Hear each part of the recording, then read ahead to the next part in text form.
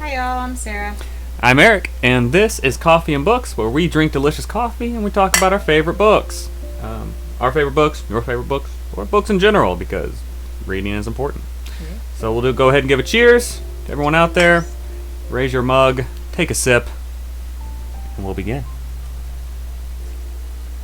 Before we start, I do want to say, please check us out on social media, Twitter, Instagram. Let us know some of your favorite books. We'd love to review them with you. Online, we'd love to just share some good books for people to read. On today's episode, we are going to be talking about a pretty infamous series called The Dresden Files by Jim Butcher. Book 1 is Stormfront. I want to give a little description of what this entails without giving spoilers. I will try. I'm not very good at not giving spoilers. But, so, first book, Stormfront, is about Harry Dresden. He is the detective. Well, he's a wizard detective in modern day Chicago. Mm-hmm. So, like, actually on his office, it says Harry Dresden Detective, like wizard or something like that. Yeah, he's a He's wizard. a practicing wizard. Yeah. Who's not hiding it in modern day Chicago. So, Harry teams up with the local police department to solve. He doesn't team up. Well, He's contracted by he's a consultant. by the Special Investigations Unit of the Chicago PD. Right. So basically, when there's crimes that they can't explain, they contract Harry to do what they do. Right. And in the reports, that the police write, there are no supernatural elements, even though there may be supernatural elements. Right. Yeah. The series is just fantastic. Right now, it's 15 books long. Whenever we're recording this, but there are at least 5 more books in the series, and then, as he says, after those 5 books, he's writing an epic trilogy to cap it off. Oh man. Some might, That's exciting. Some might say that means there's 8 books left to go. He says 5 in a trilogy. So do with that information whatever you want. Maybe it's like a recap of reading. No. It's not going to recap it. It's going to end the series. Right. It's not going to recap. There is 8 books left. No, you do with that information what you want. They're great reads. They do get longer. Book 1 is the shortest book, but it's about 300 pages. I mean, it's a good read. It's straightforward. The information is tight. The story is good. I will say, I think what Jim Butcher, he's very clever with some of the things he does and some of the connections he makes to mythologies. But then also, I think his real skill as a writer is keeping pressure on the character. Yeah, he's very good. Yeah. There's not really any like lulls or boringness or anything. There's always something happening, and if not in the forefront, very much in the background. There's always something at work and something at play. So he does a really good job with that. Yeah. And making you appreciate the characters he writes. They get stronger and stronger as the series go on. One in particular, one of the police detectives is Karen, and she fast becomes one of my favorite characters. She's just really VA, and she has smaller parts, but she's pretty amazing. Yeah. So if you like mystery books, if you like thrillers, would you call them a thriller? They have thriller elements. Yeah. If you like fantasy and you want all 3 of those combined, check out the Dresden Files on jimbutcher.com. Jim-butcher.com? I think there's a hyphen there. Amazon. Your local bookstore. They usually have some. Anywhere books are sold, check out the Dresden Files. So we're going to go ahead and give a spoiler warning because we do have some of the other books and we want to talk about them. So we're going to give spoilers because we might say some stuff about future books that may impact previous books. First book is Stormfront. I will say this was his first published book. It does start off a little slow. Right. For about half the book, and then it kicks off and does very well. The plot of that one is there's a rival person dabbling in magic who begins using magic and selling it as a drug. Well, so the rival wizard, or the bad dark wizard, is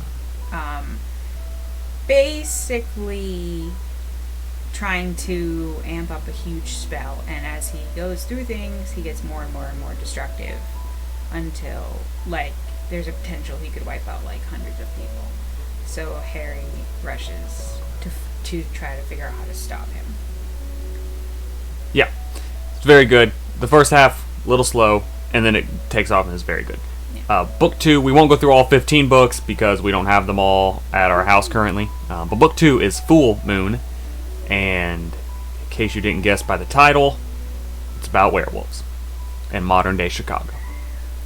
And to this day, I think one of the scenes in this book is still like my all-time favorite scenes that I've ever read. Got some really good ones. Yeah. Basically, there's a werewolf attack. It's pretty clear based on the evidence that they find, and then it quickly...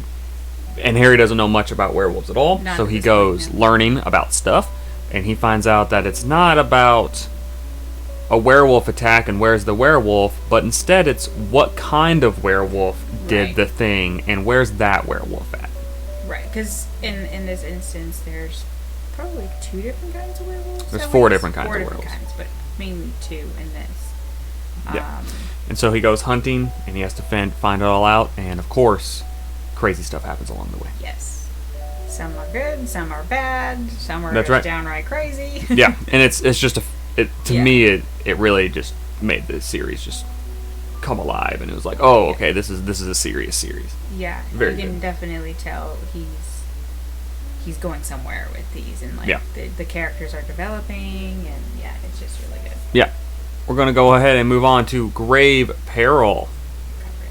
I'm sorry. Grave Peril. You want to talk about the Grave Peril? No, you talk. So, 3rd book in the series.